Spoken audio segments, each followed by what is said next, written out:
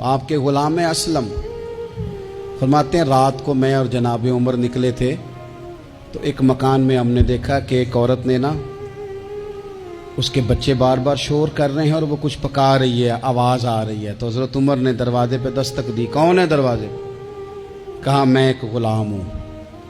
حضرت عمر کہتے ہیں غلام ہوں، بہن کیا مسئلہ ہے، بچے کیوں رو رہے ہیں؟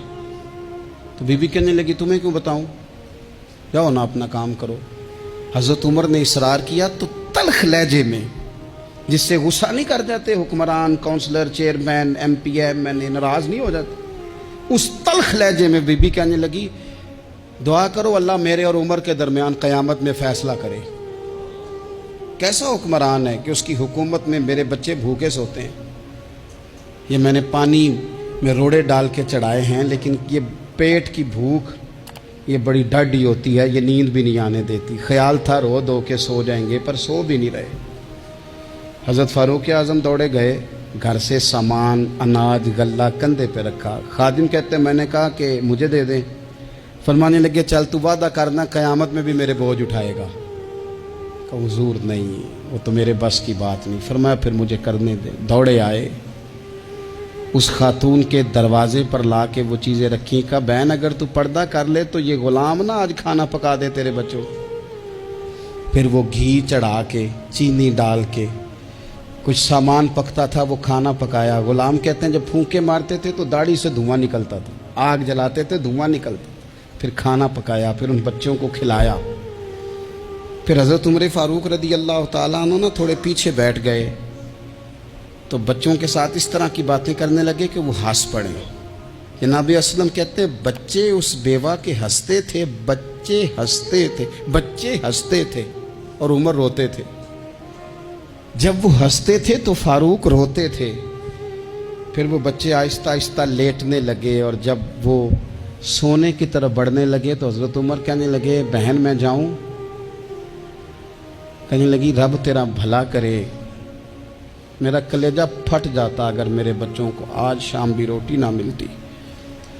تو سیدنا فاروق اعظم رضی اللہ تعالیٰ عنہ کہنے لگے پھر تو میرے لیے دعا کرے گی؟ کہنے لگی میں دعا کرتی ہوں اللہ عمر کی جگہ تیرے جیسا کو نیک آدمی بٹھا دے۔ تو حضرت عمر کہنے لگے ایک چھوٹی سی گزارش بھی مان لو گی؟ کا کیا؟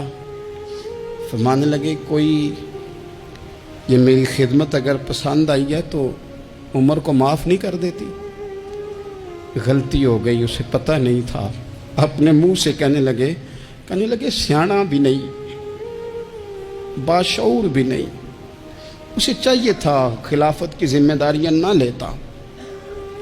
لیکن حضرت صدیق نے کہا تو وہ مان گیا، لیکن بہن میں اسے جانتا ہوں، بزدل بڑا ہے، کمزور بڑا ہے، ضعیف بڑا ہے، اگر تو قیامت میں اس کی شکایت لگائے گی تو بڑا کمزور پڑ جائے گا، اس کے لیے مشکل ہو جائے گا۔